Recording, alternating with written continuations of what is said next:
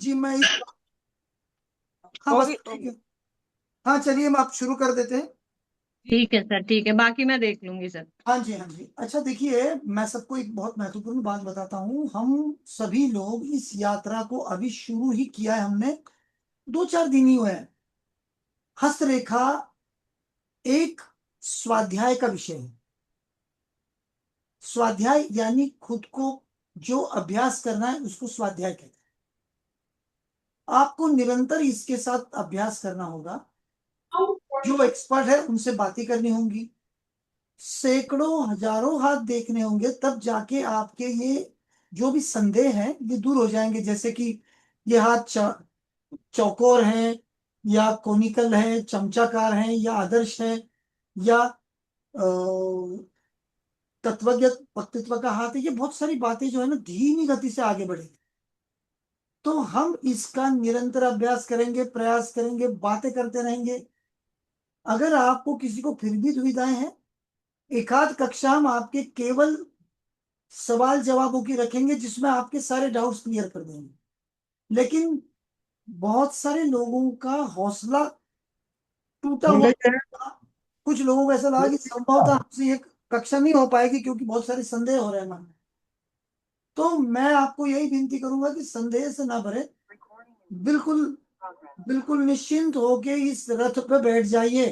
ये रथ आपको आपके धाम तक सुरक्षित लेके जाएगा। कोई उसमें दिक्कत नहीं होगी। चाहो जितना अभ्यास करेंगे, चाहो जितनी जानकारी देंगे, और आपका अभ्यास जब तक बिल्कुल सटीक न हो जाए तब तक हमारी ये संस्था आपके साथ बनी रहेगी। आप चिंता न करें। बस निवेदन यही है, यात्रा पूरी करो, यात्रा बीच में छोड़ना नहीं। और आप हौसला भी मत खोइए कि भाई ये हमको जमेगा या नहीं जमे। तो कुछ ऐसे भी मेरे पास संदेश आए कि हमारा हौसला टूट रहा है, हमसे ये अभ्यास होगा कि नहीं होगा। तो मेरी सबको विनम्र विनती है, आप बिल्कुल सभी लोग मेरे इस यात्रा में मेरे साथ बने रहे। मैं आपकी आखिरी दम तक सुविधा करूंगा, आप निश्चिंत रहें। चलिए आगे बढ़ते हैं, शुरुआत करते हैं। आज हम कलात्मक अथवा नुकीले हाथों की, ये बड़े विशेष हाथ होते हैं।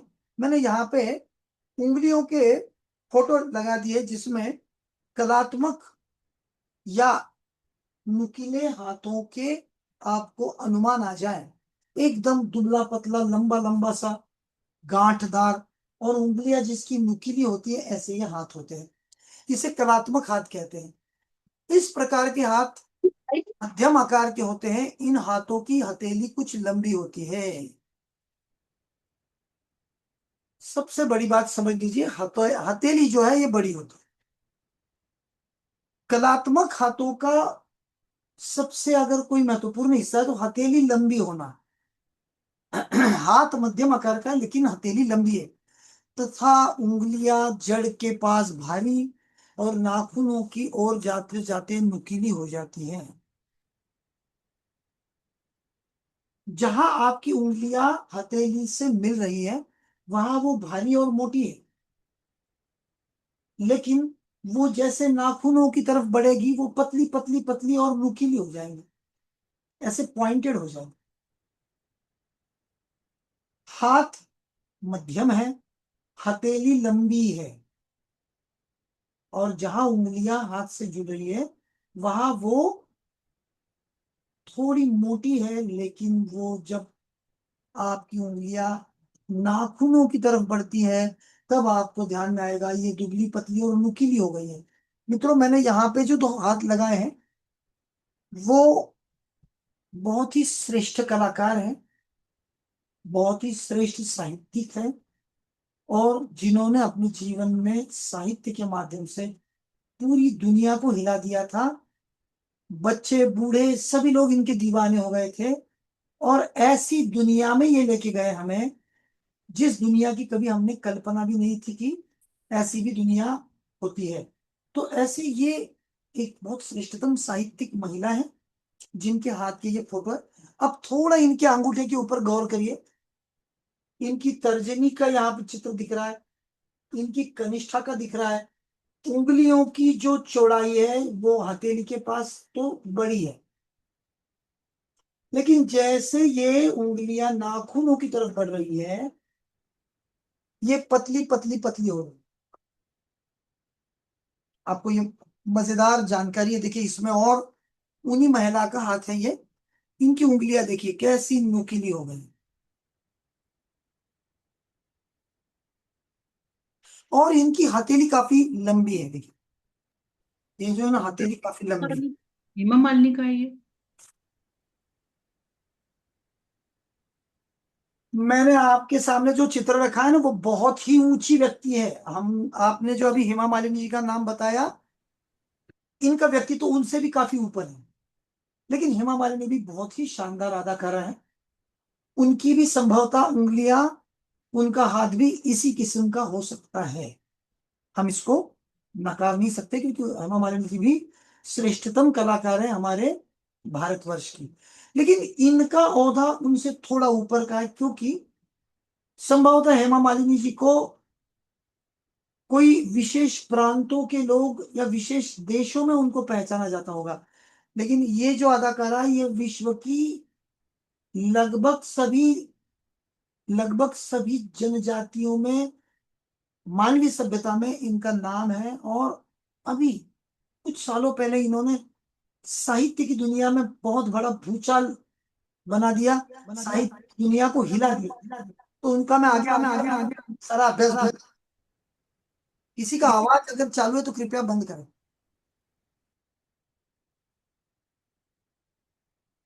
देखिए अब इन उंगलियों के कारण इनके हाथ को ना हम देखते हैं तो ऐसी उंगलियां लंबी और नुकीली हो रही है, तो एक ध्यान में आ जाता कि भाई ये कोई कलाकार है, ये कोई विशेष लोग है, और ये लोग हम जैसे सामान्य नहीं है। हमको देखते ही वो एहसास हो जाता है। इनके, आदरणीय अरुंधति राय। नहीं नहीं नहीं, अरुंधति राय तो उन्होंने गॉड ऑफ स्मॉल थिंग्स नामक एक कथा लिखी है। हाँ हाँ हाँ।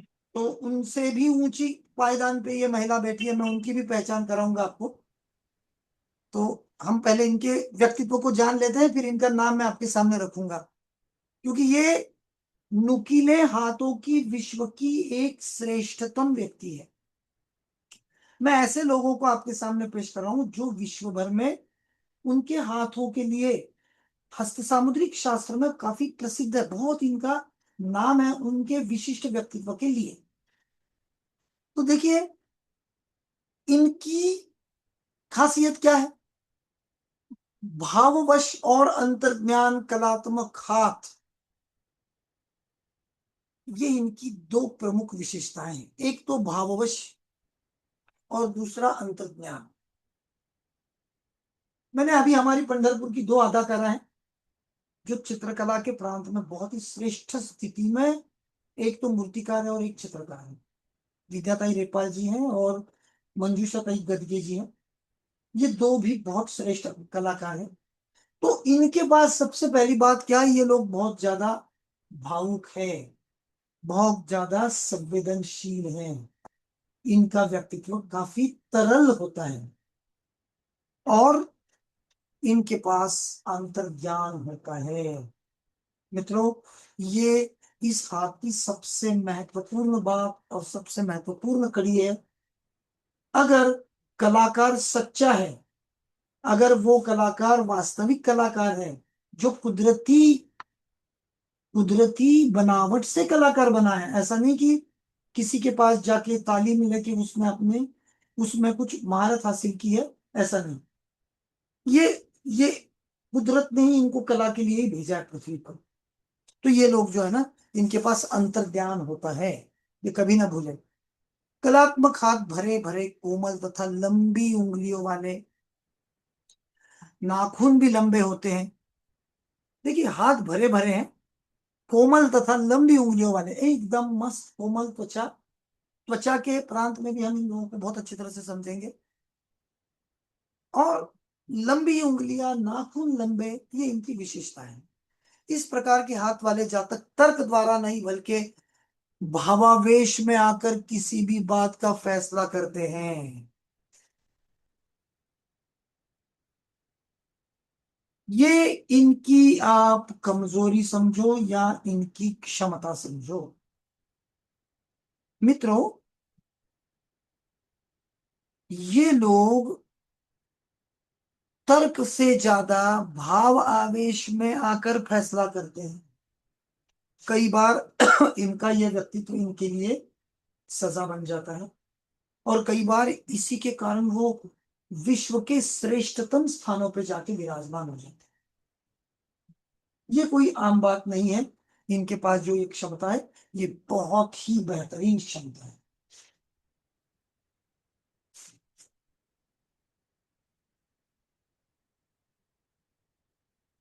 हर्ष और विषाद दोनों की अतीव इनकी स्वभाव में होती है, और ये लोग परिश्रम करने की शक्ति, लगन और दृढ़ता के लिए काफी कम जाने जाते हैं।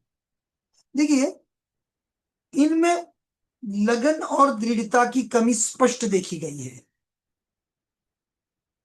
लेकिन इनके पास हर्ष और विषाद दोनों का अतिरेक है, अतीव है। बहुत भयंकर दुखी हो जाएंगे, बहुत भयंकर खुश हो जाएंगे, और वो खुशी में या दुख में कुछ विशेष बना दें, ऐसा कुछ कर जाएंगे कि जो केवल यही लोग कर पाते हैं। इसके लिए ये क्षमता आपको ईश्वर ने देनी होगी। ये क्षमता मिलना कोई आम बात नहीं है। लेकिन इनके पास लगन और दृढ़ता की कमी स्पष्ट देखी गई है। ये लोग भावावेश में काम करते हैं, तो इनका भाव है, इनकी मर्जी है, ये अंदर से बहुत खुश है, तो लंबे समय तक ये अपने कार्य को अंजाम दे सकते हैं।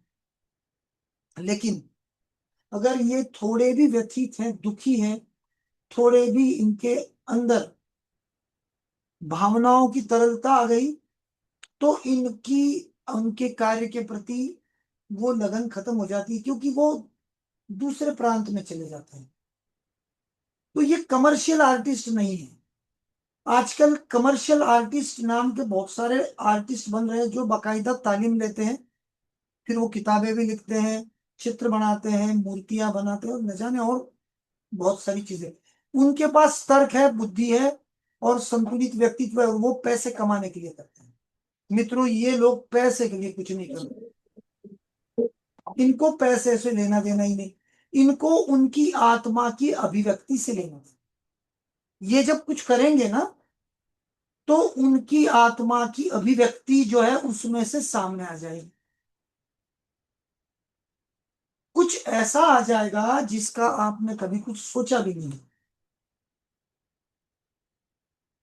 एक विशेष मैं हादसा बताता हूँ, हमारे साथ हमारी कक्षा में हुआ था। हमारे पंढरपुर की जो एक कलाकार है, रेपाल जी, उन्होंने एक दिन एक चित्र बना दिया बैठे बैठे। उनको किसी ने कुछ बताया नहीं था, ना ही उनके पास उस चित्र की कोई जानकारी थी, लेकिन उनके हाथों के द्वारा कागज पर जो एक चित्र बना, वो चित्र इल्यूमिनाटी करके एक बहुत बड़ी संस्था है, जो खुफिया तौर पे दुनिया में काम करती है, जिनका अस्तित्व आज तक किसी को मिला नहीं है।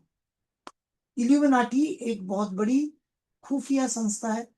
ये लोग पूरे विश्व में फैले हुए हैं। इसके सदस्य बड़े बड़े देशों के राष्ट्राध्यक्ष से लेकर श्रेष्ठतम कलाकारों के साथ जुड़े हुए हैं।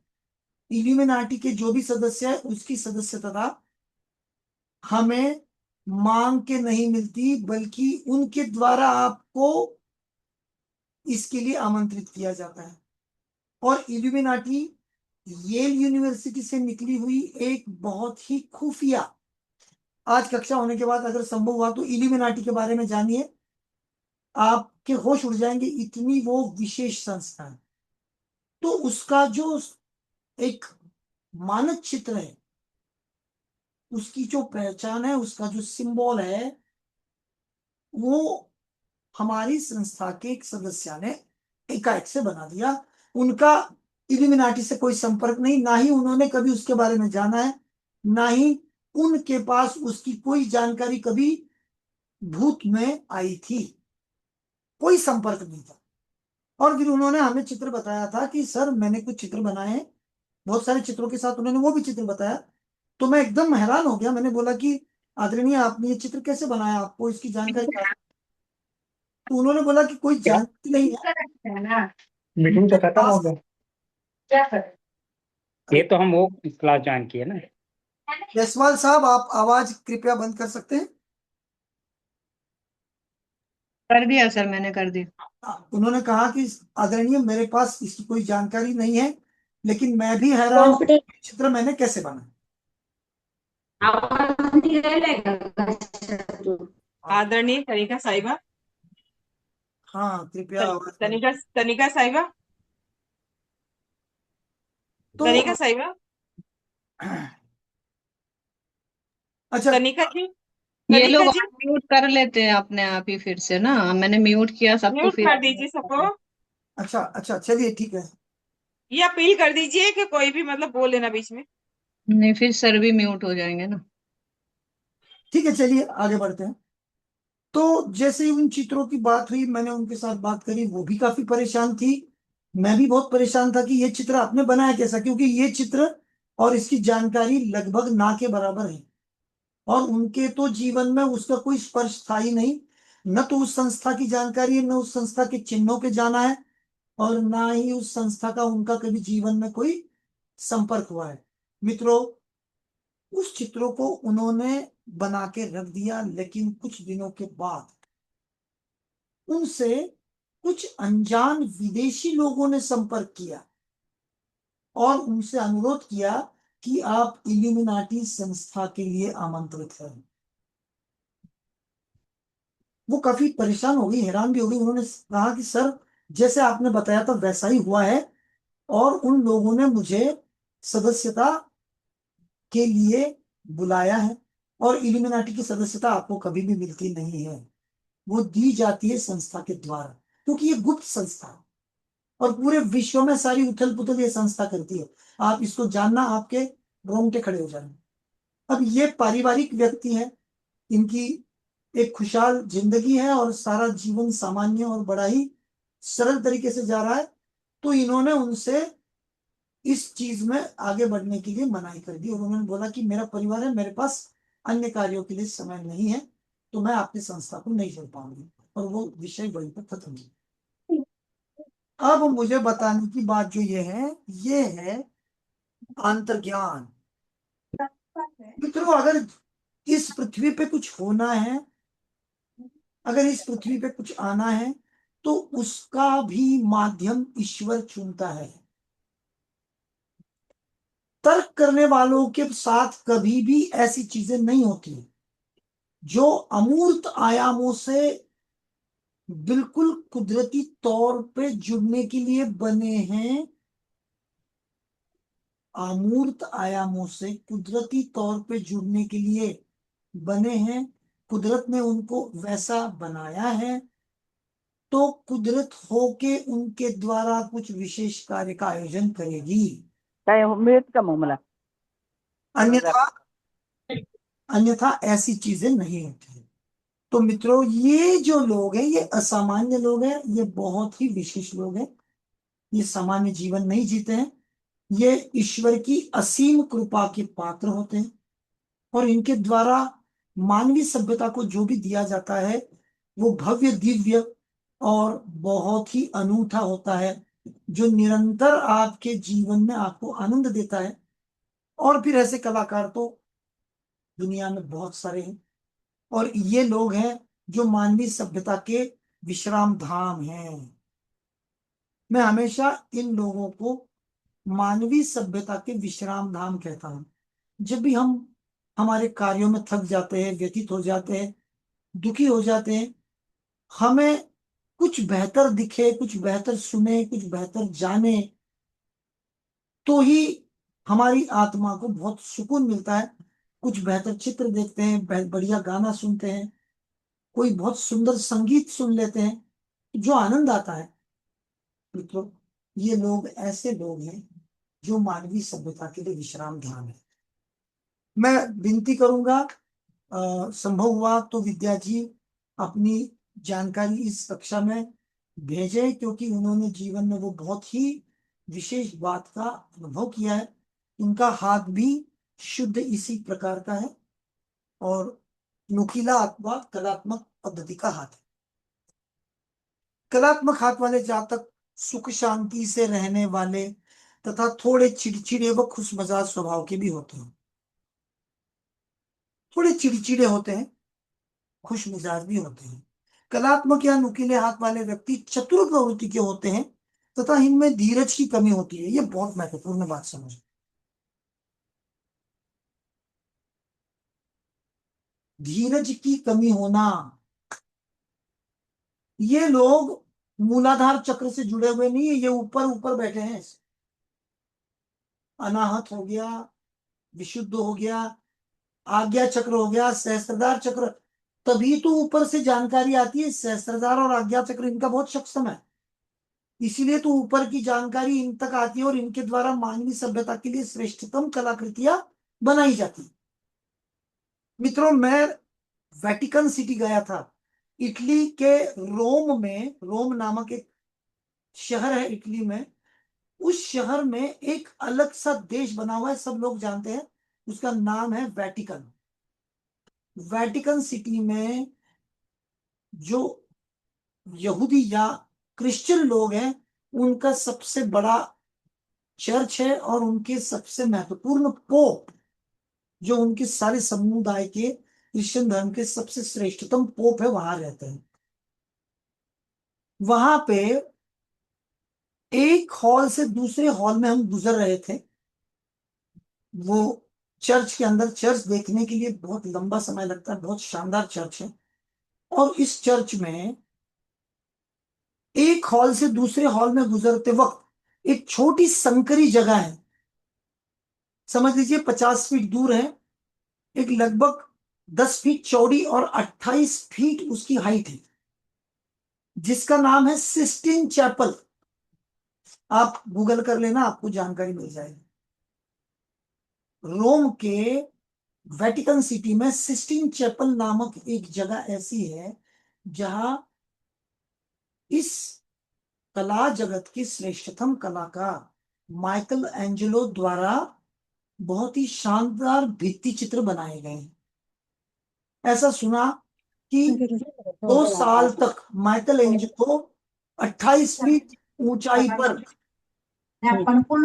बिल्कुल धरती की तरफ पीट करके लकड़ी का ढांचा बना के सोए हुए थे और हाथ ऊपर करके छत के ऊपर पेंटिंग कर रहे थे।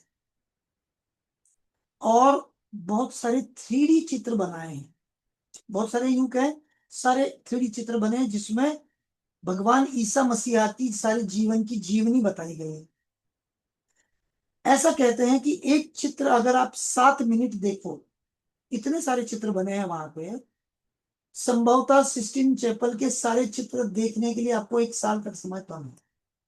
इतना कार्य वहां पे एक आदमी ने कर दिया है, और वो आप एक नजर में देख ही नहीं सकते।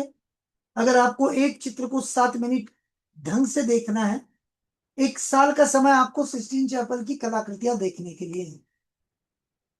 मित्रों, माइकल एंजेलो इस पृथ्वी पर संभवतः ईश्वर का कोई रूप होगा, क्योंकि उसने जो श्रेष्ठतम स्कल्पचर बनाए हैं, मूर्तियां बनाई हैं। द पेटी डेविड, फ्लोरेंस में डेविड की मूर्ति लगी हुई है। 3 मंजिला इमारत जितनी एक 28 फीट की एक आदमी की मूर्ति बनी है, जो उनके धर्मशास्त्रों के कोई भगवान है जिनका नाम है डेविड। द पेटी थे, माँ अपने बच्चे को लेके बैठी। डेविड को देखने के लिए साल में इटली में लगभग 12 से 15 लाख लोग मात्र एक मूर्ति को देखने के लिए आते हैं। संभव हुआ तो डेविड की मूर्ति और उसकी खूबियां आप YouTube पर या आप गूगल पर समझना। डेविड को समझने में संभवतः आपका जीवन खत्म हो जाएगा, इतनी वो श्रेष्ठ मूर्ति बनी, इतनी गहराई से बनी है, इतनी श्रेष्ठ बनी है। तो कहने का तात्पर्य है मित्रों, ये लोग जो भी करते हैं, ये ईश्वर के आदेश से करते हैं। इनके हाथ में ये नहीं है कि ये कुछ करें। जब भी इनका मूड बनेगा, जब भी ये ईश्वर के आदेश से भर जाएंगे, इनके हाथ से, इनकी अंतरात्मा से जो भी चीजें इस धरती पे आएगी, वो मानवीय सभ्यता के लिए श्रेष्ठतम भेंट हो जाएगी। कोई भी चीज हम नियंत्रित नहीं कर सकते, क्योंकि हर चीज पे नियंत्रण ईश्वर का है। लेकिन ईश्वर ने किसके द्वारा किस चीज का संयोजन किया है, ये हम अगर जाने या कभी उस जानकारी से रूबरू हो जाए तो रोंगटे खड़े होने अलावा कुछ नहीं हो सकता। जैसे मैंने हमारे पंढरपुर की कलाकारा के द्वारा इल्यूमिनाटी का चिन्ह बनाते हुए देखा, और कुछ समय के बाद उन लोगों ने उनको सीधा आमंत्रित कर दिया। ये उनके जीवन में भी रोंगटे खड़े वाली करने वाली चीज है। हमारे लिए भी ये बहुत आश्चर्यकारक चीज है कि ऐसे कैसे। मित्रों, बहुत बहुत कुछ इस दुनिया में ऐसा है जो हम कभी भी नहीं देख सकते, लेकिन ये लोग वो देख सकते हैं। हमारे पास मोबाइल है, और मोबाइल के द्वारा हम पूरी दुनिया से जुड़े हैं, और मोबाइल पे न जाने कितनी सारी चीजें हम रोज देखते हैं। लेकिन अगर मोबाइल नहीं तो वो हवा में चलने वाली कोई चीज हम नहीं देख पाते। वैसी ही इनके पास एक अद्भुत शक्ति है, जिनके द्वारा ये दुनिया को जिस दृष्टि से देख रहे हैं, वो दृष्टि केवल इन्हीं के पास है, हमारे पास नहीं है। इसलिए हमें माइकल एंजेलो हो गया, साहित्य में आप रविंद्रनाथ टैगोर जी को ले लीजिए, लता मंगेशकर जी को ले लिए, एम एफ हुसैन जी को ले लीजिए, जो भी श्रेष्ठतम कलाकार इस धरती पे आके गए हैं, उनको अगर आप जानते हो तो वो लोग हम लोगों से कई गुना ऊपर बैठे हैं, और बहुत ही श्रेष्ठ व्यक्तित्व है। कलात्मक या नुकीले हाथ वाले व्यक्ति अजनबी लोगों से दोस्ती करने में माहिर होते हैं, क्योंकि यह बातचीत करने की कला में माहिर होते हैं। कलात्मक या नुकीले हाथ वाले व्यक्ति दूसरों के मनोभाव को बहुत जल्दी भाप लेते हैं। ये इनकी सबसे विशेष खूबी है कि आपके अंदर क्या चल रहा है, ये एक पल में पकड़ लेंगे, एक पल में। हमारे इस ग्रुप में अल्पा दोषी जी है, वो बहुत ही शानदार कविताएं करती है, और मैंने ये 2-3 दिनों में उनको जितना लिखते हुए देखा है, मैं बहुत खुश हो गया, क्योंकि हमारे ग्रुप में कलाकार भी बहुत सारे हैं। संभवतः अल्पा जी साहित्य में अपनी विशेष क्षमता रखती होंगी। अल्पा जी, कभी संभव हुआ तो आपके व्यक्तिगत जानकारी से सबको आप लाभान्वित करें। कलात्मक हाथ वाले व्यक्ति शिल्पकला, चित्रकला, संगीत कला, वाक्पटुता, अभिनय, प्रसन्नता अथवा दुख से बहुत जल्दी प्रसन्न प्रभावित हो जाते हैं। देखिए, ये लोग ना श्रेष्ठतम शिल्पकार है, चित्रकार है, संगीतकार है, कलाकार है, वाक्पटु है, अभिनय करने वाले, लेकिन प्रसन्नता और दुख से बहुत जल्दी प्रभावित हो जाते। इलाई राजा नाम का एक आदमी साउथ में बहुत बड़ा संगीत का आविष्कारक था, और बहुत अच्छा उसका खुद का बैंड था, और कई बार उसको साउथ के मूवीज में बतौर संगीत निर्माता आमंत्रित किया जाता था, या फिर संगीत निर्माता के पास वो कुछ अपनी पेशकश करके वहां पे गुजारा करता। वो ट्रम्पेट बहुत अच्छे बजाते थे इलाई। एक एक दिन वो समय से पहले विदा हो गए, और इनके पीछे एक परिवार रह गया, जो फिर बहुत ही दिक्कत में आ गया, क्योंकि जब आदमी जल्दी निकल जाता है ना, पीछे परिवार की जिम्मेदारियां बहुत सारी अधूरी रह जाती। तो फिर 3 बच्चे और उनकी धर्मपत्नी ये लगभग लगभग सड़क पे आ गए, खाने पीने के लिए पैसे नहीं, और ना ही कहीं से आने का कोई रास्ता है, और ना ही इनके पास कोई पर्याप्त सुविधा है। उसी में उस माँ को बहुत भयंकर बीमारी ने जकड़ लिया। अब ना पैसे हैं, न बीमारी का इलाज करने के लिए कोई सुविधा है। फिर उनका बड़ा लड़का उनको बहुत जगह लेके जाता था, और प्रयास करता था कि इनकी बीमारी का कोई इलाज हो जाए, लेकिन कोई इलाज नहीं हुआ। और अंत में बहुत सारे भगवान, बहुत सारे साधु, बहुत सारे मांत्रिक तांत्रिक सब हो गए, लेकिन उनको आराम नहीं मिल रहा था और इतना पैसा नहीं था कि उनका इलाज कहीं बेहतर जगह पे करवाए। तो किसी ने उसको एक दिन बताया कि यहाँ पे एक दरगाह है बाजू वाले गांव में, वहां पे जाके तुम अपनी माँ को दरगाह पे लेके जाओ, संभव हो गया, कृपा हो जाएगी। अभी बहुत सारे कामों के बाद ये भी अपना के देख लेते हैं, क्योंकि क्या मालूम, जब इंसान थक जाता है तो सारे रास्ते वो प्रयास कर सभी रास्तों से प्रयास करता है। वो चला गया दरगाह में, माँ को लेके गया, और दरगाह से जब दर्शन करके उनकी माँ वापस आती है तो बहुत तेजी से वो ठीक हो जाती है। और फिर वो बालक इतना खुश हो गया, उसकी माँ उसको मिल गई, माँ स्वस्थ हो गई और जीवन बदल गया। उसी दिन उसने तय कर लिया कि बस अब मैं मुस्लिम हो जाऊंगा, अब हिंदू नहीं रहूंगा। भले ही मैं हिंदू पैदा हुआ लेकिन मैं हिंदू नहीं रहूंगा, क्योंकि हिंदू देवताओं ने तो मेरा कुछ कल्याण किया नहीं, लेकिन मुस्लिम देवता ने मेरा कल्याण किया। और मित्रों, ये ऐसे भावुक लोग होते हैं, तर्क सा कोई लेना देना नहीं, केवल भावनात्मक दृष्टि से निर्णय हो जाता है। और फिर वो बालक इस्लाम को अपनाता है, पूरे परिवार को इस्लाम को स्वीकृति देने के लिए मनाता है, सभी मुस्लिम हो जाते हैं। फिर उनके घर में शादियां और सारा परिवार मुस्लिम हो गया।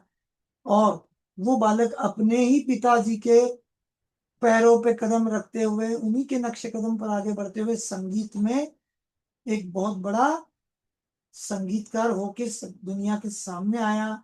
और उसका नाम आज आज की तारीख में चित्रपट जगत में ए आर रहमान के नाम से प्रसिद्ध है। मतलब उसके जीवन में ये बात हुई। ये कलाकार जो है ना बहुत संवेदनशील होते हैं। ए आर रहमान एक कुदरती कलाकार है, कुदरती, उसमें जो भी उसको बहुत अंदर से आता है ना, वो उसी के माध्यम से काम, वो बैठ कर ऐसे कुछ नहीं कर सकता, लेकिन हर चीज वो अंदर अंदर से जब जब तक महसूस नहीं करता ना, तब तक वो चीज उससे बनती नहीं है। तो ध्यान में लीजिए, ये लोग जो है ये बहुत जल्दी प्रसन्न भी हो जाते हैं, दुखी भी हो जाते हैं। और इनको इनको मनाना या इनको खुश करना, इनको दुख से बाहर निकालना उतना आसान नहीं होता है। लेकिन कुछ अच्छी चीज हो गई तो तुरंत उसमें से बाहर भी निकल आते हैं। तो ध्यान में लीजिए, ये लोग अपने आप में एक श्रेष्ठतम व्यक्ति है। ये मानवीय सभ्यता के लिए एक परम विश्राम धाम है। कलात्मक हाथ वाले व्यक्ति भावुक होते हैं तथा किसी छोटी सी बात पर भी दुख की गहराइयां या सुख की चरम सीमा तक पहुंच जाते हैं। इनको कुछ थोड़ी सी भी अच्छी बात लग जाए तो बहुत ऊपर चले जाते हैं। थोड़ा भी इनके खिलाफ कुछ हो गया, सीधे दुख में, सीधे खाई में गिर जाते हैं। यदि कलात्मक हाथ सख्त और एक साथ थोड़ा लचकदार हो तो व्यक्ति में दृढ़ इच्छा शक्ति भी पाई जाती है। अभिनेता, गायक, वक्ता, शिल्पकार, चित्रकार तथा कथावाचक आदि प्रकार के इस श्रेणी में आते हैं। कलात्मक हाथ में थोड़ी शक्ति आ जाए तो ये लोग दृढ़ इच्छा शक्ति के साथ अभिनेता, गायक, वक्ता, शिल्पकार ऐसे भी बनते हैं। कलात्मक हाथ वाले व्यक्ति अपने स्वभाव के अनुरूप ही अधिक शक्तिशाली सिद्ध होते हैं। ऐसे व्यक्ति तर्क वितर्क अथवा गहन अध्ययन की अपेक्षा प्रेरणात्मक मौलिक भावनाएं, ध्यान में लीजिए, ये शब्द बहुत महत्वपूर्ण है। शब्दों पे कुछ क्षण विश्राम करें, इन शब्दों को समझे, इन शब्दों को अपने अंतःकरण में स्थान दें। प्रेरणात्मक मौलिक भावनाओं को महत्व देने वाले लोग हैं। इनके लिए यही यही सबसे महत्वपूर्ण बात है। ये लोग आपके सम्मान के भूखे हैं नहीं। ये ऐसे श्रेष्ठतम जो लोग हैं जो अपनी आत्मा की अभिव्यक्ति को लेके चलते हैं। आइए मैं ऐसी एक हस्ती से आपको मिलवाता हूँ। अरे कहाँ चले गए?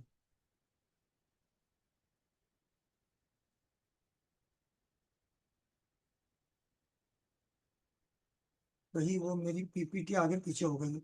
देखिए, इनसे मिलिए। ये है रविंद्रनाथ ठाकुर और ये है ARAS।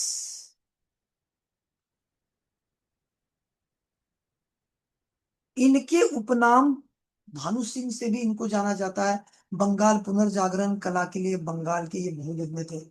1913 में ये टैगोर किसी भी श्रेणी के, रविंद्रनाथ टैगोर है, माफ करिए मेरे लिखने में ठाकुर हो गया।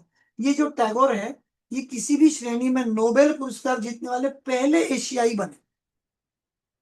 1913 से पहले किसी भी एशियाई व्यक्ति को नोबेल नहीं मिला, ना ही किसी प्रांत में।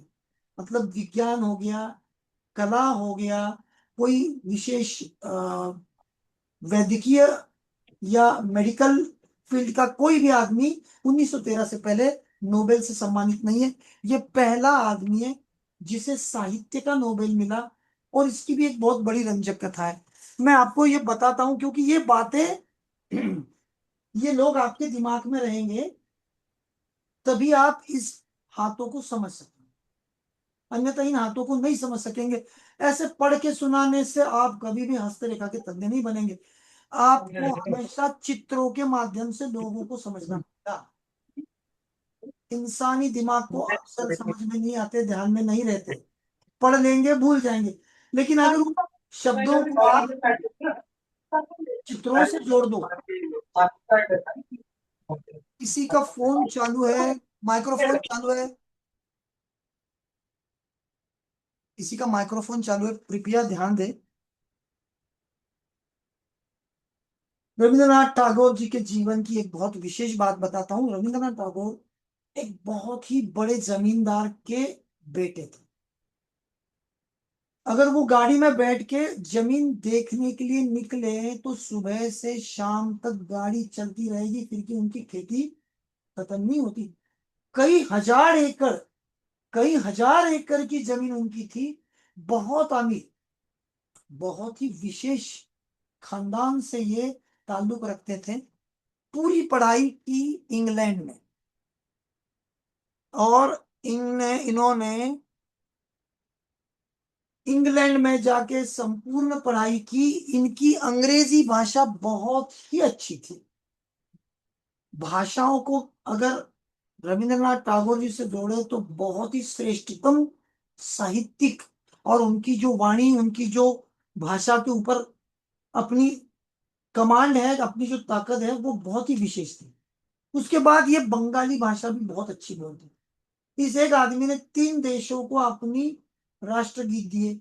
हमारे भारत को दिया, पश्चिम बंगाल को दिया, और श्रीलंका को दिया। मित्रों, इन्होंने क्या किया, 1910 में पहले इनका एक उपन्यास, एक कविता का संग्रह गीतांजलि लिखा, और उसको लेके बहुत सारे लोगों के दरवाजे पर ये जाते रहे और अपनी कविता का वो संच दिखाते रहे। शुद्ध बंगाली में लिखा हुआ ये कविता का संच, किसी ने भी उसको गंभीरता से नहीं लिया। कलकत्ता यूनिवर्सिटी में भी गए थे, और बंगाल यूनिवर्सिटी में भी बहुत सी बड़े बड़े कॉलेजेस में जाके उन्होंने ये सब अपनी लिखावटों को श्रेष्ठतम ज्ञानी लोगों को पढ़ने के लिए दिया। लेकिन किसी ने भी इनकी साहित्य को गंभीरता से लिया नहीं। इनके एक बहुत करीबी मित्र थे जो पादरी थे वहां के, चर्च फादर थे चर्च, तो उन्होंने वो उनको पढ़ने के लिए दे दिया। अभी कोई समझ नहीं रहा है तो उन्होंने बोला चलो अपने मित्र को दे दो, उसकी राय जानो। तो वो जैसे ही पढ़ते हैं वो काफी हैरान हो गए, काफी खुश हो गए, और उन्होंने कहा कि भाई साहब, आपने इतना सुंदर लिखा है, आप इसको लंदन भेज दें। और वहां पे विलियम बटलर नामक एक बहुत ही श्रेष्ठतम साहित्यिक बैठे हैं यूनिवर्सिटी ऑफ लंदन में, उनको हम ये पढ़ने के लिए देंगे, लेकिन किसी को बंगाली आएगी नहीं, तो आप इसको पूरे अंग्रेजी में रूपांतरित कर दीजिए। तो इनकी वैसे भी अंग्रेजी बहुत अच्छी थी, बहुत ही अच्छी, या यूं कहे अंग्रेज भी इनको, इनसे अंग्रेजी सीखते थे। तो उन्होंने उसको तुरंत अनुवादित कर दिया, लेकिन एक जगह पे आके अटक गए। पूरी कथा संग्रह में 4 शब्द ऐसे थे जो बंगाली शब्द थे, लेकिन उसके लिए अनुकूल अंग्रेजी शब्द इनको नहीं मिले, या यूं कहें उन शब्दों को व्यक्त करने के लिए बंगाली शब्द ही श्रेष्ठ थे। उसके लिए समर्पक अंग्रेजी शब्द उस समय नहीं थे। तो फिर अब क्या करें, वो पादरी के पास वापस गए। पादरी ने उनको उन 4 शब्दों के लिए पर्यायी 4 अंग्रेजी शब्द बताए। फिर उन्होंने उनको उसमें लिख दिया, और वो सारा साहित्य विलियम बटलर के पास चला गया इंग्लैंड। जैसे उस आदमी ने ये भारत से आया हुआ साहित्य पढ़ा, उसके अंदर खुशी की लहर दौड़ गई, वो भाव विभोर हो गया। उसने उसके सारे साथियों को और लंदन के सभी साहित्य विश्व के लोगों को इनकी सारी ये जो साहित्य की किताबें थी वो बांट दी और बोला कि पढ़ो क्या लिखा है इस आदमी ने। सभी लोग खुश हो गए, सभी ने उसे गंभीरता पूर्वक पढ़ा और उनको सीधा नोबेल के लिए नामांकित कर दिया और उनको सम्मानित करने के लिए लंदन बुलाया। तो रविंद्रनाथ टैगोर जी जो पहले पढ़े ही लंदन में थे, फिर जवान होने के बाद इधर आए थे, बचपन में सारी पढ़ाई लंदन में ही हुई थी, लंदन में पुरस्कार लेने के लिए चले गए। तो पुरस्कार के वक्त सभी लोग बैठे हैं और मंच से बटलर साहब बोल रहे थे जो श्रेष्ठतम साहित्यिक है। उन्होंने बोला कि टैगोर साहब आपने जो लिखा है उसके लिए हमारे पास शब्द नहीं है, ये सर्वश्रेष्ठ साहित्य हो सकता है आज की तारीख का। को लेके आना बड़ा मुश्किल है भाई, बड़ा नेगेटिव सा रहता है। आप आपसे विनती है कि आप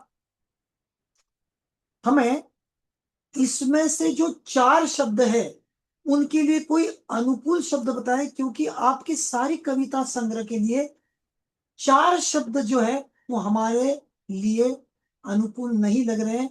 आप इसके लिए कोई अनुकूल शब्द बताएं।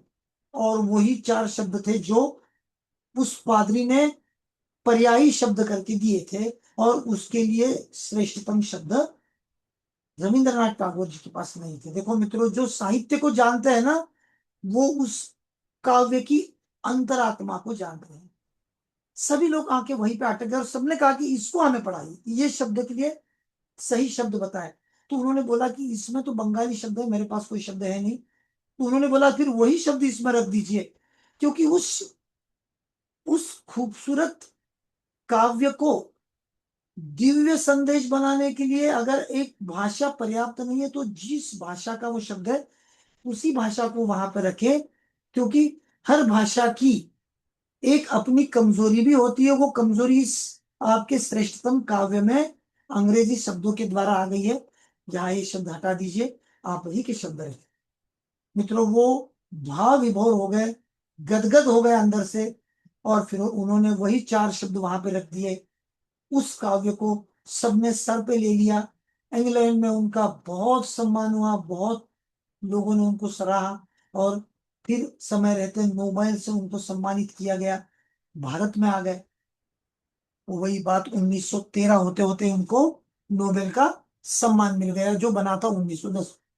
फिर भारत में आने के बाद हमारे कलकत्ता यूनिवर्सिटी के बहुत सारे लोगों को पता चला यार ये लड़का जो हमारे यहाँ गीतांजलि लेके आया तो उसको तो नोबेल मिल गया और हमने देखा भी नहीं। फिर उनको बुला बुला के सम्मानित कर रहे थे।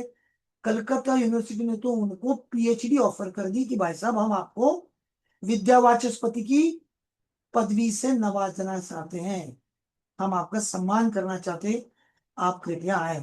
तो इन्होंने वहां पे जाके बड़े सम्मान से, विनम्रता से और बड़े ही संवेदनशील रूप से इस चीज को नकार दिया। उन्होंने बोला जब मैं आपके दरवाजे पे चक्कर लगा रहा था आप लोगों ने इस काव्य को पढ़ने की जहमत भी नहीं की, और जब ये काव्य आप पूरे विश्व में सब लोग अपने सर पे लेके नाच रहे हैं तब आप मुझे डॉक्टरेट देने के लिए जा रहे हैं, इसका क्या मतलब? तो आप आपकी जो पदवी है, जो भी आपका किताब है आपके पास रखे, मैं मेरा साहित्य मेरे पास रखता हूं। और ये संवेदनशील आदमी वहां से विदा हो गया। देखिए मित्रों, इनको पैसे की, सम्मान की भूख नहीं है, आत्मा की अभिव्यक्ति इनके खून में बसी हुई है। उसको समझने के लिए भी वैसे ही श्रेष्ठतम कलाकार ही चाहिए, वैसे साहित्यिक ही चाहिए, अन्यथा आप इन महान कलाकारों को कभी नहीं समझ। हमारे लिए ये केवल एक नोबेल पुरस्कार विजेता हम किताबों में पढ़ते हैं, लेकिन क्या हमने कालिदास को पढ़ा है? कभी हमने गीतांजलि पढ़ी है? कभी हमारे यहाँ जो श्रेष्ठतम काव्य बने कभी हमने उनको स्पर्श किया है? नहीं। हमें वो करना चाहिए, क्योंकि आपकी मानवीय सभ्यता की श्रेष्ठतम लोगों द्वारा श्रेष्ठतम चीजों का वो निर्माण है और जिसे हमें बड़े गर्व के साथ, फक्र के साथ जानना ही चाहिए, क्योंकि हम विदेशी लोगों की बहुत सारी चीजें जान के उसमें सम्मान देखते हैं, क्यों ना हमारे लोगों को भी हम उतनी ही सम्मान से देखें। तो ये है नुकीला हाथ या कलाकार का हाथ।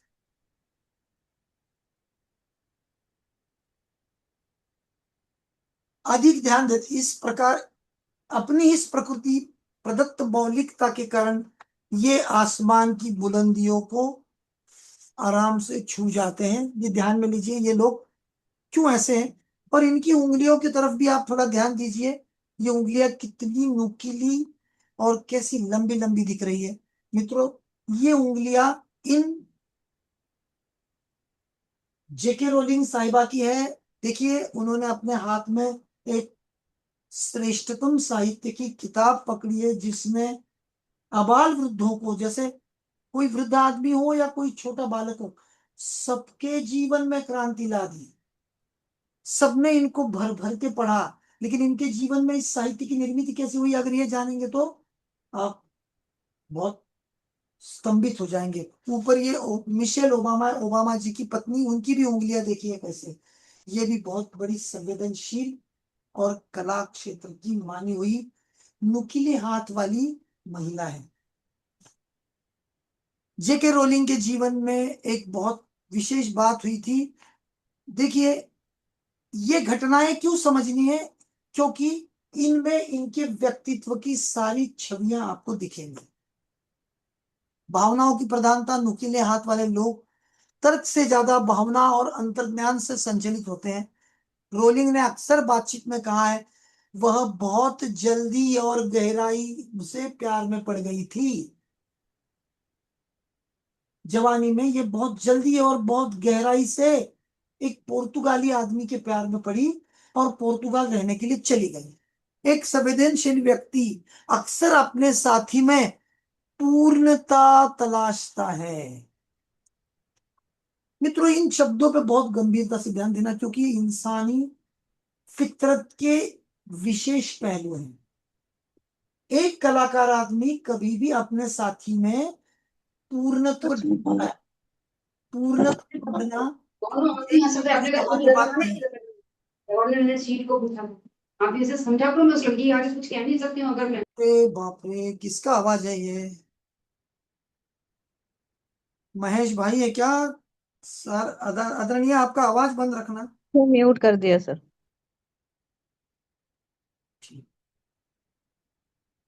कलाकारों के व्यक्तित्व की ये बहुत महत्वपूर्ण एक स्थिति है, इसको आपको समझना होगा। संवेदनशील व्यक्ति अक्सर अपने साथी में पूर्णता ढूंढता है, क्योंकि ये अपने साहित्य में, अपनी कला में, अपने निर्मित में इस चीजों की बहुत अहमियत रखता है। इनके लिए हर चीज श्रेष्ठ और संपूर्ण होनी चाहिए, अन्यथा ये भाव विभोर हो जाते हैं, व्यतीत हो जाते हैं, दुखी हो जाते हैं। खुश भी होंगे और दुखी भी हो जाएंगे। उनको कोई ऐसा आदमी मिल गया कि संवेदनशील है, तुरंत उसके प्रेम में पड़ जाएंगे। और थोड़ा भी वो आदमी उनके व्यक्तित्व जैसा नहीं, ऐसा पता चला तो वापस उससे उससे दूर भी चले जाएंगे। तो ये क्या ढूंढते हैं? परफेक्शन। इनकी ये जो लगन है, ये जो ताकत है, ये जो इनकी क्वालिटी है, उसी के कारण इनके द्वारा बनाए साहित्य पूरे विश्व में, इनके द्वारा बनाए चित्र विश्व में, इनके द्वारा बनाया संगीत विश्व में श्रेष्ठ हो जाता है। और जब भी वास्तविकता वैसी नहीं होती है तो उन्हें गहरा मानसिक आघात पहुंचता है। ये लोग अपनी अंतरात्मा के लिए जीते हैं और ईश्वर के अंश है, जो पृथ्वी पे कुछ विशेष करने के लिए आए हैं। अनाहत चक्र और संवेदनशीलता, जैसे कि हमने पहले चर्चा की, नुकीले हाथ वालों का अनाहत चक्र बहुत सक्रिय होता है। सकारात्मक पक्ष, इस संवेदनशीलता ने उन्हें हैरी पॉटर जैसी भावनाओं से भरी लिखने की शक्ति देगी। एक ऐसी कहानी लिख दी जो भावनाओं से भरी है। हुमायूं की पति के साथ वो पुर्तगाल में रहने के लिए चली तो गई, वो प्रेग्नेंट हो गई और पति के साथ उनका बहुत ज्यादा झगड़ा हो गया और पति ने उनका साथ छोड़ दिया और वहां से उनको धक्के मार के निकाल दिया। अब ये जेके रोलिंग साहिबा अपने पेट में एक बालक लिए वहां से बहुत ही व्यथित हुए। उनके पास कोई पैसा नहीं था, न कोई जीने की कोई जुगाड़ था, जीने के लिए पैसा कमाने का कोई बहाना नहीं था। अत्यधिक दुखी व्यतीत होके वो वहां से ट्रेन से लंदन के लिए निकली, और ये लंबा सफर था ट्रेन से पुर्तगाल से लंदन जाने का, बहुत लंबा सफर है। तो घंटों तक वो अपने भाव विश्व में गहरी डूबी रही, इतनी गहन चली गई कि उनके अंदर एक साहित्य की निर्माती हुई। जैसे ही लंदन वो पहुंचती है, उस साहित्य का निर्माण उन्होंने कागज पे करना चालू कर दिया। देखते ही देखते उन्होंने पहला संस्करण लिख दिया, और ये भी बहुत सारे प्रकाशन घरों के चक्कर लगाती रही कि भाई कोई तो मेरे साहित्य को पब्लिश करो, लेकिन बहुत कम लोगों ने उनकी कीमत करी और उनको भगा दिया। फिर अंत में एक पब्लिशिंग हाउस ने बहुत छोटे से मानधन पे उनका साहित्य लिया, पब्लिश किया, और आज हैरी पॉटर क्या है, ये आप किसी बूढ़े को पूछ लो या किसी बालक को पूछ लो, इनके कारण लाखों करोड़ों बच्चों का बालपन, उनके बचपन की वो सारी अद्भुत कथाएं जो है वो वास्तव में आ गई। हम जब बच्चे थे तो हम ऐसी परियों की, जादू की कथाएं सुनते थे और खुश होते थे, लेकिन जेके रोलिंग्स के द्वारा जो लिखा गया और उसके ऊपर बाद में जो चित्रपट बने, जो मूवीज बनी, उसके कारण तो लाखों करोड़ों बच्चों की बचपन की यादें सुनहरी हो गई। देखो मित्रों, कितनी क्षमता है इन लोगों में। तो इनके पास कौन सा है? अनाहत चक्र और संवेदनशीलता, ये बहुत करीबी है।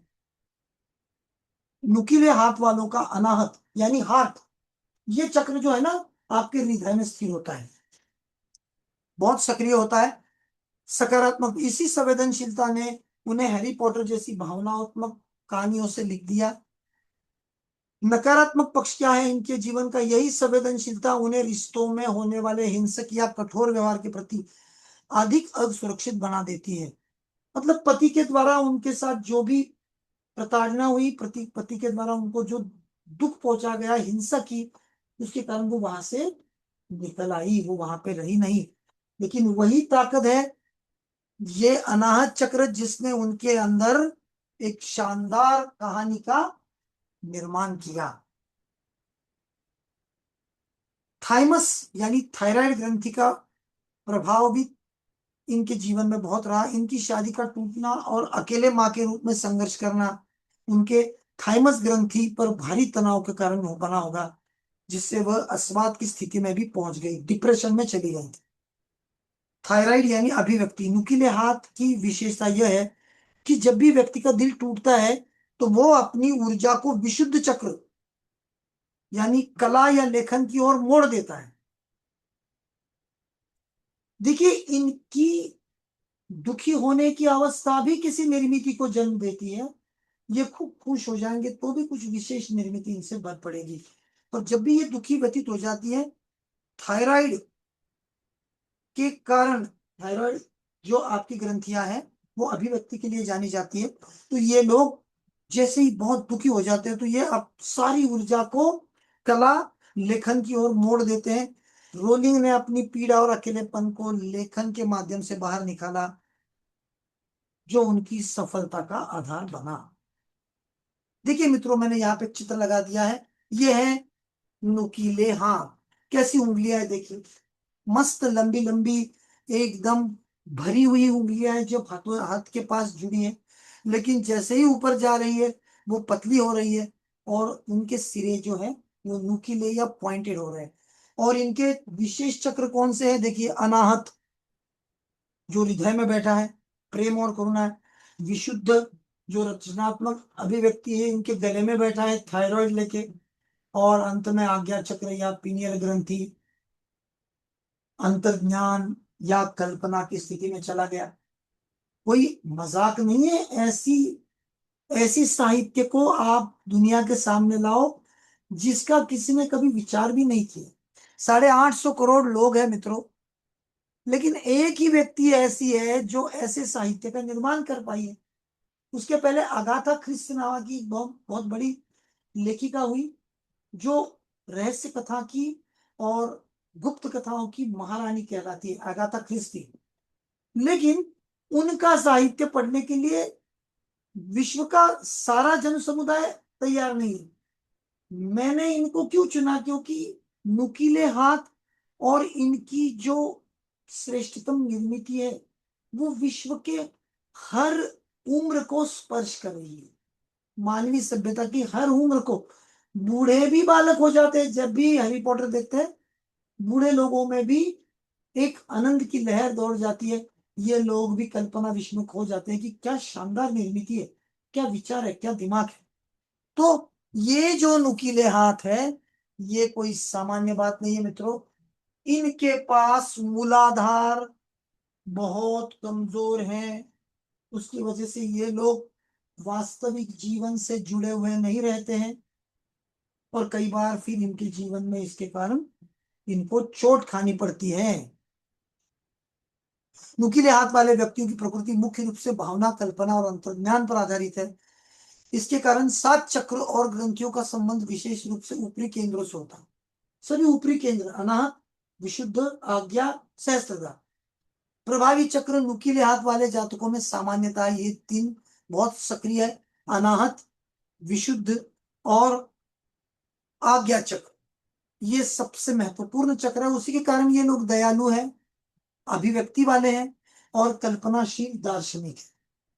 अंतस्थ ग्रंथियों और इनकी संलग्नता, हाथ की बनावट और स्वभाव के आधार पर निम्नलिखित ग्रंथियां प्रमुख भूमिका निभाती है।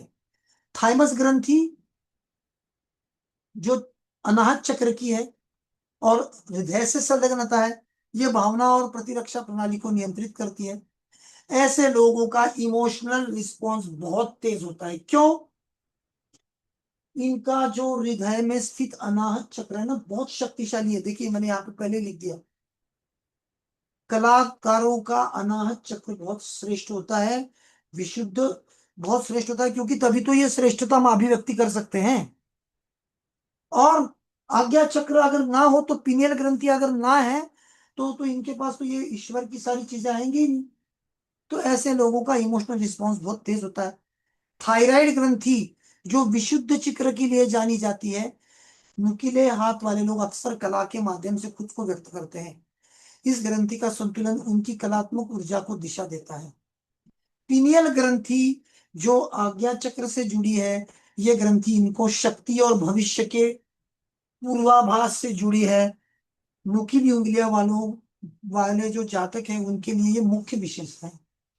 तो जब भी आप कोई श्रेष्ठतम कुदरती कलाकार देखो जो बना है, जिसने तालीम ली, ऐसा नहीं, ऐसी उंगलियां, ऐसे हाथ, और अगर वो कला के क्षेत्र में बहुत अच्छा काम कर रहा है, तो मित्रों इनका आज्ञा, विशुद्ध और अनाहत चक्र बहुत श्रेष्ठ काम कर रहा है। लेकिन नुकीले हाथ वालों का मूलाधार अक्सर कमजोर होता है। इसके कारण इनमें व्यवहारिक सोच, स्थिरता की कमी होती है। मूलाधार स्थिरता रखता है, जमीन से जुड़ा हुआ। जैसे ही दुखी हो गई, पति से लड़ाई हो गई, अपने बालक को पेट में लेके ये जेके रोलिंग चल पड़ी, ठीक है, वो आगे जाके बहुत यशस्वी हो गई, बहुत ही आगे निकल गई। पैसा तो उनके लिए अब मात्र एक चुटकी में कमाने वाली चीज है। उनके जितने भी फिर मूवीज आए हैं, बहुत सारी किताबें आई, उसके कारण वो विश्व की सबसे अमीर साहित्यिक हो गए। पैसे तो उनके लिए पानी के बराबर है। लेकिन इनको हमेशा यही सलाह देनी चाहिए कि आप जमीन से जुड़े रहें, व्यवहारिक सोच रखें, और आपकी जो बुनियादी जरूरत है, जैसे नींद, भोजन, अन्न और मैथुन, इन 4 चीजों का भी स्थान अपने जीवन में रखें। अन्यथा वो चीज आपकी कमजोर हो जाएगी और आप जीवन के पूर्णत्व को कभी महसूस नहीं कर पाएंगे। तो ये हो गया आपका संपूर्ण नुकीला हाथ और उसकी सारी ये जानकारियां। प्रतीकात्मक अभ्यास मैंने जेके रोलिंग्स का लिया, लेकिन दुनिया के जितने भी श्रेष्ठतम कलाकार हैं, फिर वो पंढरपुर के हो या विश्व के किसी भी कोने में बैठे हो, ये सभी लोग आज्ञा चक्र से, विशुद्ध से, अनाथ से जुड़े हैं। ये ईश्वर की विशेष निर्मित है, तो इनका हमें जरूर सम्मान करना होगा। 20वीं सदी की थियोसॉफिकल और न्यू एज व्याख्या है जो आज बहुत प्रचलित हो गई है। अनाहत चक्र, विशुद्ध चक्र, आज्ञा चक्र और इनसे जुड़ा हुआ ये सारा अभ्यास मैंने आपके लिए और गहराई में लिख दिया है। जब भी मैं पीपीटी आपको भेजूंगा, ये सारी जानकारी आपके पास आ जाएगी। आप में से कोई भी आदमी जरूरी नहीं है कि नोट्स निकाले या जब मैं पढ़ा रहा हूं तब कुछ लिखे। आप और मैं अगर अंतकरण से एक हो जाए और मैं संपूर्ण एकाग्रता से आपको ये दे रहा हूं और आप ले रहे हैं, मित्रों, लिखने की जरूरत नहीं है, क्योंकि मैं इतनी गहराई में आपको हर विषय का लेके जाऊंगा। ऊपरी ऊपरी सतह सतह पर नहीं, मैं हर विषय में आपके अंतरंग को डुबोऊंगा।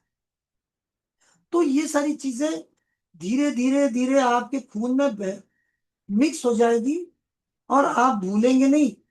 50 घंटे पूरे होते होते ये सारी चीजें आपको मुखोद्गत हो जाएगी। तो बहुत सारे लोग बोल रहे हैं कि पीपीटी भेजे। मेरा आह्वान है, मेरा निवेदन है, मेरी ये सूचना है कि आप पीपीटी की प्रतीक्षा न करें। पीपीटी पूरा अभ्यास बनने के बाद आपके पास आएगी। पीपीटी मैं रोज लिखता हूं, मैं रोज मिटाता हूं, जब तक मेरी तसल्ली नहीं होती है मैं उसको अंतिम नहीं रखता हूं। और जब मैं आपके सामने पीपीटी लेके प्रस्तुत होता हूं, उसके 10 मिनट पहले तक मैंने पीपीटी 10 बार लिख के मिटा दी होती है। और श्रेष्ठ दूं और बेहतर दूं और गहन दूं, इस चक्कर में वो मैं बार बार लिखता हूं। तो मैं कहीं से बना बनाया माल लेके आपके सामने नहीं आया हूं। मैं आपके सामने आया हूं मेरे 35 सालों की तपस्या को मेरे शुद्ध भाव से देने के लिए। तो मेरी इच्छा प्रबल होती है कि मैं आपको श्रेष्ठ दूं। और मेरी जितने भी कक्षाएं आज तक हुई है, सारे उदाहरण, सारे नायक, सारा अभ्यास और सारी जानकारी मैंने पहले से बेहतर और अलग दी है। और मेरे जितने भी पुराने साथी हैं, उन्होंने मुझे हर लेक्चर में संपूर्णता अलग पाया है। तो आप चिंता न करें, मैं आपको ये सर्वश्रेष्ठ ज्ञान कुछ दिनों के बाद देने ही वाला हूं। मैं इसको पूरा कर लूं, फिर आपके पास प्रेषित कर दूंगा। और ये सारी संपत्ति मैंने आपको दी हुई है, ये आप ही की है, आप ही को निभानी है। यहाँ पे आपको मेरे साथ तादात्म्यकरण करके, संलग्नता करके आगे बढ़ना है, तो मेरी सारी चीजें आपके अंतःकरण में उतर जाए। आइए अब छठा हाथ सीखते हैं, आदर्श हाथ। ये एक मजेदार हाथ है, आदर्श हाथ। अब ये आदर्श हाथ क्या है? हाथ के छठवें प्रकार में आदर्श हाथ आता है। आदर्श हाथ देखने में जितना सुंदर, उतना ही सांसारिक दुनिया में अनुपयोगी साबित होता है। दिखने में बहुत सुंदर हाथ है, लेकिन कोई काम का नहीं, क्योंकि अपने जीवन में ये लोग अपने हर चीज की विशेषता ढूंढते ढूंढते अकेले रह जाते हैं। इनके पास, इनके जीवन में बहुत कम बार संपन्नता और सुख आता है, क्योंकि ये समय के साथ, उपलब्धताओं के साथ तालमेल नहीं बैठा सकते। ये लोग बहुत श्रेष्ठ हैं और चाहते हैं कि मुझे श्रेष्ठ ही मिले। ऐसे कैसे? ये दुनिया अधूरी है तभी तो एक दूसरे के पास जा रही है। आपको सीखने की ललक है, आप मेरे पास आ गए। मुझे सिखाने की ललक है, मैं आपके पास आ गया। अगर मुझे सिखाने की ललक नहीं है तो मैं आपसे नहीं जुड़ पाऊंगा, और आपको सीखना ही नहीं है, आप जुड़ेंगे नहीं। इन लोगों का कहना है कि जो भी है वो संपूर्ण श्रेष्ठ ही चाहिए, और अगर श्रेष्ठ नहीं है, संपूर्ण नहीं, तो हम उनसे तालमेल नहीं रखें। तो इस चक्कर में ये लोग सांसारिक जीवन को चूक जाते हैं। देखिए क्या मजा करते हैं जीवन में। ऐसे हाथ वाले व्यक्तियों का जीवन आदर्शवादित होता है। समय के साथ तालमेल मिलाकर चलना इन्हें रास नहीं आता। यह अपना जीवन आदर्शों के साथ ही बिताना पसंद करता है। कैसे आदर्श, कौन से आदर्श, किसने बनाए आदर्श? मैं तो अक्सर कहता हूं कि कोई आदर्श सबके लिए एक समान नहीं हो सकता। आदर्श व्यक्ति सापेक्ष है। जहां की जैसी जरूरत वहां के वैसे आदर्श। कोई भी आदर्श एक ही तत्व संपूर्ण मानवीय सभ्यता के लिए अनुकूल नहीं हो सकता। जैसे कल एक सवाल पूछा गया था और उसके जवाब में मैंने बताया था कि गौतम बुद्ध भगवान शुरू में तो अहिंसा के पुजारी है, लेकिन आगे चल के उन्होंने मांस भक्षण करके खाने के लिए अनुमति देगी, यानी आप हिंसा करके आपका गुजारा कर सकते हो। उनका जो एक श्रेष्ठतम शिष्य था महाकश्यप, उसको उन्होंने अनुमति दे दी थी कि तुम प्रचार प्रसार करो और जहां जैसी उपलब्धता है वैसा आहार लो, तुम जिंदा रहो और प्रचार प्रसार करो। मानो तुम जापान में चले गए, वहां पे कोई शाकाहार है नहीं, मात्र और मात्र मांसाहार है, तो वहां पे प्रचार प्रसार कैसे हो? तो आदर्श जो है वो सभी व्यक्ति सापेक्ष, काल सापेक्ष, स्थल सापेक्ष। अब इनके जो आदर्श है वही आदर्श वो दूसरों में ढूंढते हैं, तो ऐसा संभव ही नहीं है कि एक आदमी दूसरे जैसा हो। ये दुनिया रंग बिरंगी है, इसीलिए तो खूबसूरत है। सभी लाल रंग के हो जाए, सभी हरे हो जाए, पीले हो जाए, तो मजा ही खत्म है। हम सभी अलग हैं, हम सभी कहीं ना कहीं कम है और कहीं ना कहीं ज्यादा है। इसीलिए तो एक दूसरे को अपनी जानकारी साझा कर रहे हैं और आनंद दे रहे हैं। लेकिन ये लोगों को ये मानना नहीं है, ये लोग मानते ही नहीं। ये कहेंगे हम आदर्श हैं और आदर्श लोगों के साथ ही जीवन बिताएंगे, अन्यथा नहीं बिताएंगे।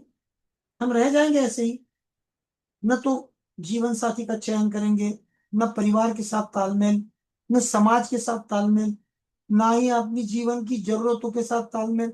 सब जगह आदर्श, सब जगह आदर्श की अपनी स्केल लेके घूमते हैं। जगह जगह के जाके गिनते हैं, भाई तुम ऐसे हो, नहीं हो, नहीं तुम्हारा हमारा मेल नहीं बैठेगा। इसी कारण इनका सामाजिक जीवन सफल नहीं कहा जा सकता। लोग इनसे दूरी बनाकर रखना ही पसंद करते हैं, लेकिन दिल के बहुत पक्के होते हैं। जिस कार्य को अपने आदर्श की अनुकूल समझते हैं उसे पूरा करके ही दम लेते हैं। आकृति के आधार पर आदर्श हाथ को सर्वाधिक सुंदर हाथ की श्रेणी में रखा गया है, क्योंकि इनकी बनावट लंबी, संकरी तथा उंगलियां भी पतली एवं ढलवा तथा नाखून लंबे लंबे और बादाम जैसे आकार के होते हैं। मित्रों, इस हाथ को समझने के लिए इसके नाखून बहुत महत्वपूर्ण है। बादाम के जैसे नाखून,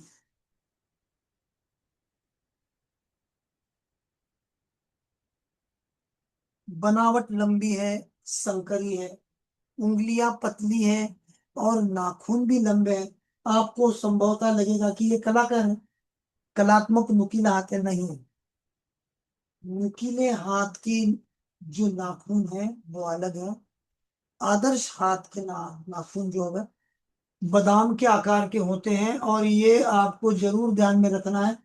यहाँ आप संदेह में फंस सकते हो, इसमें थोड़ा अभ्यास करेंगे तो इसमें से भी निकल जाएंगे। जैसे चमचाकार और वर्गाकार हाथों में लोगों की बहुत संदेह की स्थिति हो गई, वैसे ही आप आदर्श और कलात्मक हाथ में कई बार फंस जाएंगे। थोड़ा धीमी गति से इसके विशेष चीजों पर अगर ध्यान देंगे, इनके नाखूनों के ऊपर ध्यान देंगे, तो आपको समझ में आ जाएगा कि इनके नाखून बादाम के आकार के बने, इसलिए ये लोग आदर्श हैं। इस प्रकार के हाथ वाले व्यक्ति अंदर ऊर्जा की सतत कमी पाई जाती है। इनके अंदर ऊर्जा बहुत कमी है, जिसके कारण वह निष्क्रिय से दिखाई पड़ते हैं। आदर्श हाथ वाले जातक कठोर परिश्रम से बचते हैं, फलतः यह जीवन के कठिन संघर्षों में विजय प्राप्त नहीं कर पाते हैं, और या फिर ऐसे कहें कठिन संघर्षों का सामना भी नहीं करते। मित्रों, अंदर ही ऊर्जा की बहुत कमी है। और इसी कारण वे निष्क्रिय दिखाई पड़ते हैं।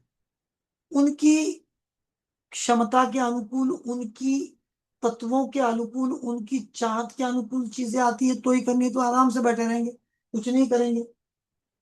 बहुत खूबसूरत हाथ है, कुछ नहीं करते हैं, पूरा जीवन ऐसा ही बिताने की संभावना है, क्योंकि कहेंगे नहीं भाई मेरे चॉइस का है ही नहीं, मैं क्या करूं।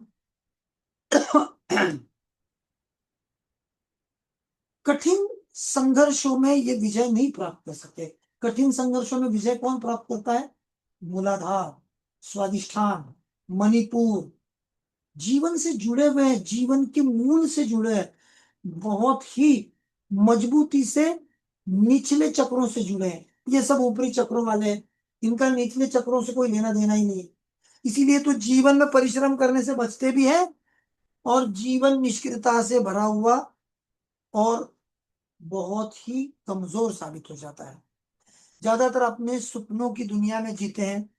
आदर्श हाथ वाले ज्यादातर प्रत्येक वस्तु में सौंदर्य तलाशते हैं। यदि किसी की भी बात पर, ये लोग किसी की भी बात पर विश्वास नहीं करते तथा इनके साथ शांति तथा अच्छे से बर्ताव कर सकते हैं, उसी के होकर रह जाते हैं। कि किसी के साथ ये विश्वास करेंगे नहीं, लेकिन उसके साथ अच्छा बर्ताव करते हैं। ऐसे लोग व्यक्तियों को, घटनाओं को पूर्वाभास हो जाता है, इसलिए इन्हें सूक्ष्मदर्शी भी कहा जाता है। इनको इनको घटनाओं का पूर्वाभास होता है। अब ये किस कारण होता है? पुनः आपको पीछे जाना पड़ेगा। इनके पास आज्ञा चक्र, इनका अनाहत चक्र, लंबी गांठदार नुकीली उंगलियां हैं, और उनके जो सिर है वो भी नुकीले हैं, बादाम के आकार के। तो इनमें ऊर्जा जो है वो कलात्मक जगत की ही आई हुई है। तो आपको ये ध्यान में लेना है कि ये लोग सौंदर्य की तलाश वाले, हमेशा अंतर्ज्ञान की क्षमता से भरे होते हैं। इसलिए यदि यदि हमें इनको सूक्ष्मदर्शी कहना है तो यह असत्य नहीं होगा। लेकिन बाल की खाल निकालना इनकी आदत में शामिल होता है। जीवन में इन्हें अत्यधिक संघर्ष, परेशानियां उठानी पड़ती है, इस पर भी यह लोग विचलित नहीं होते हैं और अपने पथ पर निरंतर आगे बढ़ते हैं। कोई फर्क नहीं पड़ता कितनी भी परेशानियां हो, कितनी भी जिद्दोजहद हो, अपने पास जीने के पर्याप्त साधन हो, कोई फर्क नहीं पड़ता।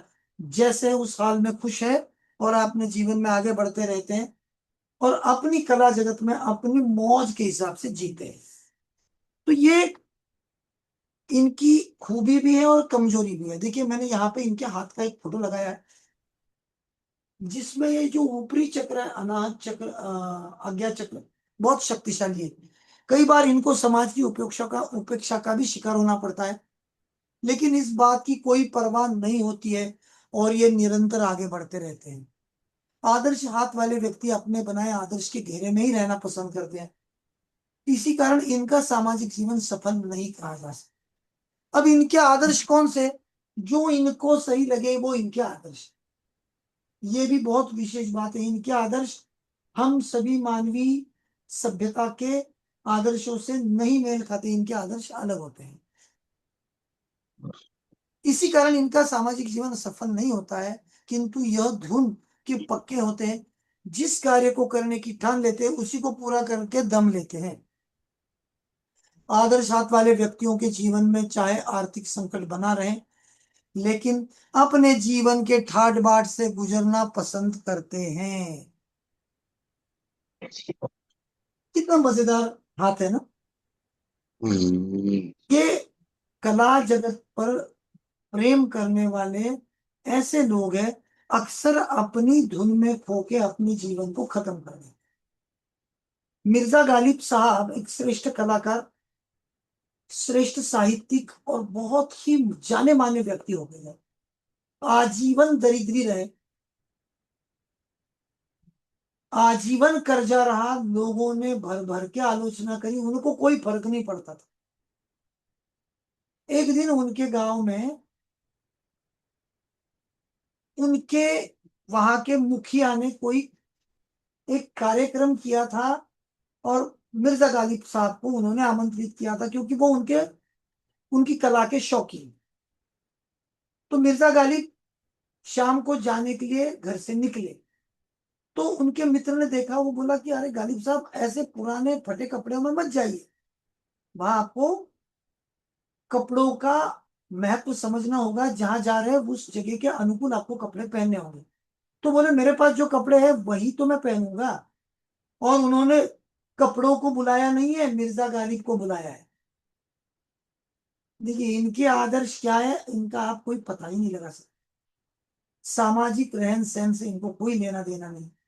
चले गए, द्वार पे रक्षक खड़े थे, उन्होंने एक फटेहाल और बहुत ही गंदा कपड़े पहने हुए एक आदमी को देखा और वहां से उसको भगा दिया। वो बार बार बोलते रहे, भाई मुझे न्योता मिला है, मैं मिर्जा गालिब हूँ। वो बोले ऐसे बहुत सारे भिखारी आते हैं, वो कहते हैं कि हम मिर्जा गालिब हैं और हमको अंदर छोड़ो, यहाँ से भागो, तुमको अंदर नहीं भेजा जाए। और बहुत उनका वहां पे अपमान हुआ, बड़ी दुखी अंतकरण से घर पहुंचे।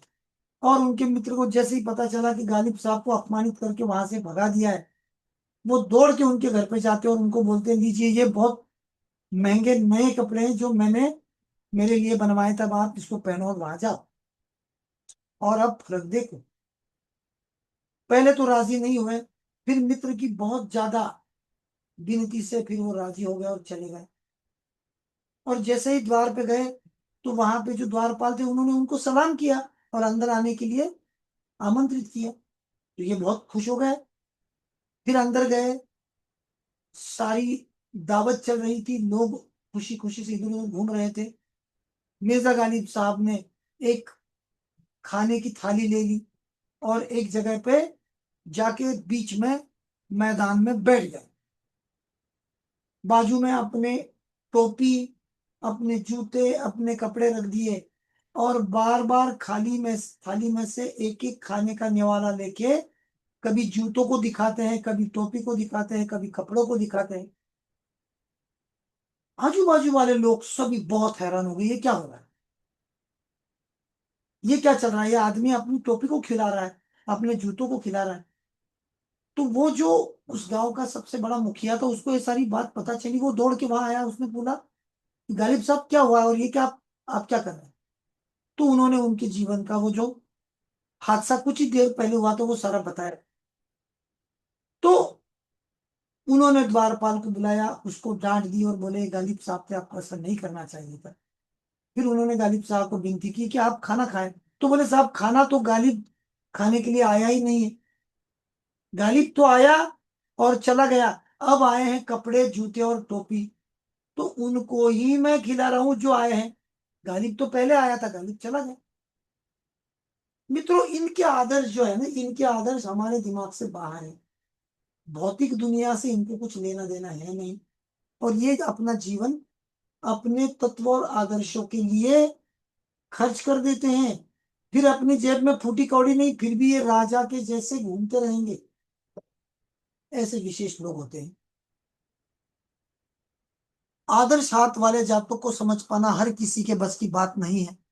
आदर्श हाथ वाले जातक, उनके अभिभावक भी पूरी तरह से उनको समझ नहीं पाते हैं, जिस कारण इन लोगों को अपने तक को माता पिता तक का इनको सहयोग नहीं मिल पाता और यह जीवन की दौड़ में पीछे रह जाते हैं। हर शक्ति को जितनी जल्दी पहचान लिया जाए उतना ही अच्छा होता है, क्योंकि इस प्रकार के हाथ वाले व्यक्ति अपने आप को ही दो समान व्यक्ति है और वही मनी रखते हैं कि उनका जीवन बेकार है और वे किसी के काम नहीं आएंगे। और ऐसे लोगों को सजा सही रास्ते पर चलने के लिए प्रोत्साहन करने के लिए मिलना चाहिए। देखिए कैसा जीवन है, ये अपने जीवन के साथ भी न्याय नहीं कर सकते हैं और अंततः जीवन में ये लोग सफल नहीं होते। जीवन में सफल होना आपको एक संतुलन जैसा है, आपका मूलाधार भी अच्छा चाहिए, आपका स्वादिष्ठान भी अच्छा चाहिए, आपका मणिपुर भी अच्छा चाहिए, खुद की रक्षा करती आनी चाहिए, आपका विशुद्ध भी अच्छा चाहिए, क्योंकि आपको आपकी अभिव्यक्ति गले के द्वारा ही तो लिखनी है। आपका अनाहत अच्छा चाहिए क्योंकि आपके पास आपका अंतकरण अच्छा हो। फिर आज्ञा है, फिर सहस्त्रधार है, आपकी पिट्यूटरी ग्लैंड है, आपकी पीनियल ग्लैंड है, इन सारे चक्रों का संतुलन हो जाए तो जीवन में एक बहुत बड़ी क्रांति हो जाती है। हम कौन से चक्र में हमारी ऊर्जा को स्थापित कर बैठे हैं, हमको देखना होगा। हमारे हाथ कैसे, ये अगर हम सही ढंग से समझ पाए तो हमें हमारे चक्रों के निवास स्थान पता चल जाएंगे। हम हाथ की रचना का अभ्यास लंबे समय तक करेंगे, जल्दी से किसी नतीजे पे नहीं पहुंचेंगे, क्योंकि अभ्यास ही नतीजे की तरफ लेके जाने का एकमात्र मार्ग है। आप हाथ चमचाकार है, वर्गाकार है, नुकीला है, आदर्श है, कलात्मक है, इसके लिए एक लंबा अभ्यास करें और बातें करें। मैंने बता दिया कि ये चमचाकार है तो क्यों है, ये वर्गाकार है क्यों है, नुकीला है क्यों है, इसके प्रमाण भी आप ढूंढे। आप सत्संग में नहीं आए हो कि सुना, कथा अच्छी लगी, घर पे चले गए। अब आपका अभ्यास चल रहा है, आपको आगे चल के खुद को समझना है, संभव हुआ तो दूसरों के भी ऊर्जा चक्रों को समझना है। और अगर आप खुद का उद्धार कर सकते हो तो उससे बेहतर कोई बात इस जीवन में नहीं हो सकती। तो मैं मानता हूं कि हम धीमी गति से शांति से अभ्यास करेंगे, दौड़ दौड़ के अभ्यास नहीं करेंगे, और दौड़ के कहीं जाना ही नहीं है, क्योंकि यही तो जीवन है और इसी को तो जीना है, यही तो अभ्यास और इसी को तो उपलब्ध होना है। आपके हाथ के प्रकार अगर मजबूती से आपको समझ में आ गए, पूरी यात्रा आगे की सफल हो जाएगी। क्योंकि ये तो पहला पड़ाव है, इस पड़ाव को आपको बहुत मजबूती से समझना है।